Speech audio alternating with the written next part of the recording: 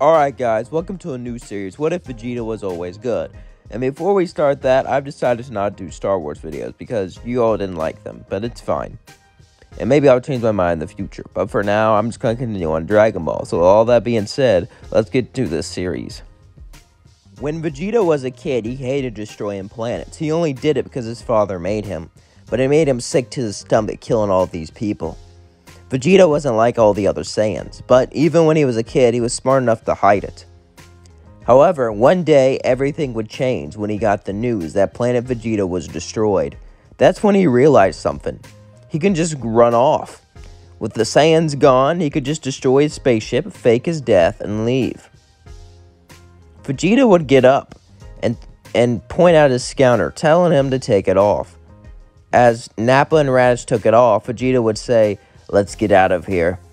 We're gonna go to some far-off planet Frieza doesn't know about and train and get stronger, and we'll eventually be able to beat him and stop him." Nappa looked at him, and he was kind of impressed, but at the same time he was kind of scared. After all, Frieza was the emperor of the universe. "How do we do that, Vegeta?" Vegeta would look at him and say, "Train. I've heard about training. It can make us far stronger. Instead of just relying on Zenkai boots, we can make Zenkai boots and training to make us even more powerful. And we can learn more techniques. This can truly make us stronger." Nappa would look down and nod. As Nappa and Raditz were hesitant to disobey Frieza. But it's not like they wanted to be under him. He was just really scary. But if they faked their death and hit on some far-off planet, there's no way he would know. So that's what they did. They blew up the base and left. Maybe Frieza will think they went to planet Vegeta. After all, he didn't know all the Saiyans that went there directly. They didn't contact him after that, so it was perfect. They just abandoned their homes. Not that they had any home left, but their home in the Frieza Force was gone. Now it was time to make a new home. As their spaceship landed on Earth, Raditz would use the scouter to look for Goku. He would sense a weak power level nearby in the woods, so they would all go towards it. As they got there, Kakarot got out of the space pod, since he's not a baby but a toddler, because of the retcon. He would look over at him and cry. Nappa would say, "Quit your crying, runt. You're with us now." Vegeta would say, "It's fine." As then he would sigh to pretend to be annoyed. Vegeta would always act cruel, even though he wasn't, to try to fool Nappa and Raditz. As that was going on, an old man would walk to them. "Huh?" Nappa would look at him, ready to kill him, but Vegeta would stop him. "Hey, you're pretty strong for an Earthling. Do you know any techniques?" Grandpa Gohan would be confused. Why is this little kid bossing that big man around? And where did they come from? And why is this baby in the woods? He would look up and say, "Yes, I do." But he could sense Vegeta's ki and realize that he was pure, unlike the other two. He was hesitant to let the other two near him. And Goku, well, he was just a kid. But Grandpa Gohan reluctant, since they were strong enough, and he didn't want to make them mad, he led him over to his house. And he agreed to teach him some things, and he asked questions about him. Vegeta, not seeing the harm, since he's just a random old guy, would tell him about his race, and about Planet Vegeta, how they were wiped out, so they left. "Oh, so what is your goal?" Vegeta looked around, making sure they were alone. "I'm gonna stop Frieza and his evil ways, and save the universe." "Oh, I can see you're pure of heart. After you're done training with me, you should train with Master Roshi, my master." "Oh yeah? He's not nearly as strong as you, but his techniques will help you quite a bit." Vegeta would nod and say, "Thank you, I think I will."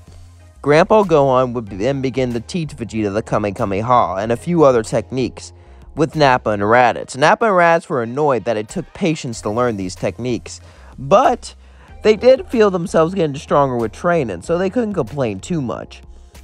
After they got what they needed, Vegeta and his crew began to leave to go to Master Roshi's place. As they all flew to Master Roshi's house, Master Roshi would look, and he'd be terrified. Since they're all flying, he assumed they were Shen's students, since that was their technique. Master Roshi got ready to fight, but he could sense Vegeta was pure of heart, so he was confused. "Who are you?" Vegeta would explain everything, and even though it was hard for Master Roshi to wrap his head around, he would agree to train them. And he wouldn't do the milk run or anything like that because, well, one of them's a full-grown man, and the other two kids are very strong, even stronger than him. So he would just teach them his technique straight off the bat, and even give Vegeta the flying Nimbus. They would talk for a little while, exchange wisdom, and Vegeta would leave. But as he left to go back to Grandpa's Gohan's house, he would see a weird teenager with blue hair. As Bulma would look at him, Gohan would say, I don't really plan on accompanying you with this mission. Grandpa Gohan would give her the Dragon Ball. Can you make sure this young lady's safe, Vegeta? Nappa would say, you really think we want to babysit some little girl? Bulma would say, I'm not a little girl. I'm 17. As Vegeta would sigh and say, what do you want anyway? Bulma would show him the Dragon Radar and begin to say how she wanted the Dragon Balls. Vegeta would grab and say, I'll bring you the Dragon Balls, as he began to fly and collect them. But as he collected them, some of them were in the Red Ribbon Army. As he landed, General Blue and other Red Ribbon soldiers surrounded Vegeta, began to shoot at him. As the Red Ribbon Army brought their tanks out, Vegeta would just begin to blow them up one by one. It was really easy, as then General Blue came up to him. So, you know Ki, kid. I know Ki too. I think it's time I get rid of you.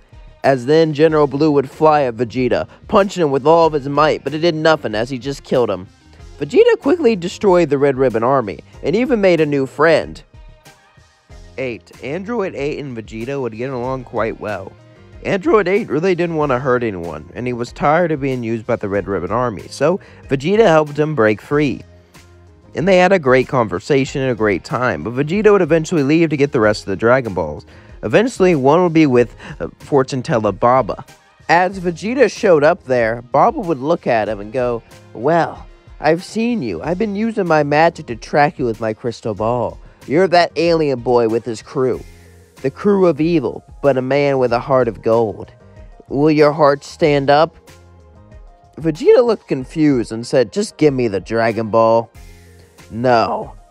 As suddenly, Devil Man appeared and shot him with his Devil Might beam, a beam that destroys anyone who's not completely pure of heart, and it did nothing to Vegeta. Baba was shocked.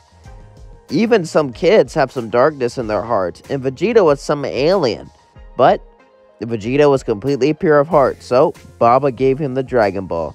As he got all the Dragon Balls, he went back to Bulma, and she got her wish of the perfect boyfriend. And as she made this wish, Shenron would just look at Vegeta and say, he's already here. Just wait a while. And disappeared.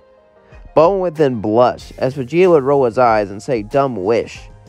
But then Vegeta would realize what happened and blush a little himself. Bulma would invite Vegeta and his crew to stay with her. And Vegeta accepted. And Nappa and Raditz weren't too thrilled, but they need some place to stay, and it beats Grandpa Gohan's house. So they couldn't complain too much.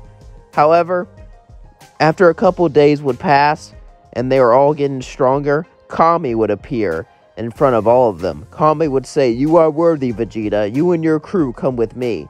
Nappa would say, aren't you a Namekian? Yes, but I am the guardian of this planet also, and I am here to bring you special training.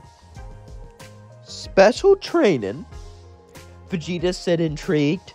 He agreed, as Kami took them all up to the lookout, and he had Vegeta drink Korin's mystic water. Vegeta felt himself raise in power, as the power filled throughout his veins.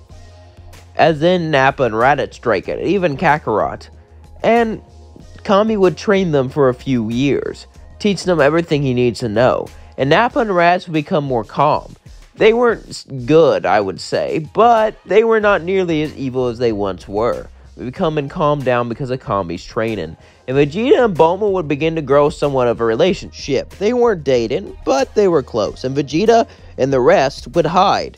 As they went to planet after planet, they would always come back to Capsule Corp, but Vegeta began to learn things from natives and other species. He began to learn new techniques and new things that made him even stronger. Frieza heard these rumors, but thought they were just rumors. A bunch of Saiyans going to planet, not destroying it, just learning from them. It's probably just some dumb rumor made by his enemies to scare him. And that's going to leave things off. I hope you all are enjoying this series. I know I am. It's very unique. And I thought about doing what if all the heroes and villains swapped, like all the good guys were good, all the bad guys were bad, but that's kind of a very hard one to do. So if this series does really well, I might just try it. I hope you all enjoyed this series. I know I am, and let me know you think it's going to happen in part 2. Love you all. Peace out.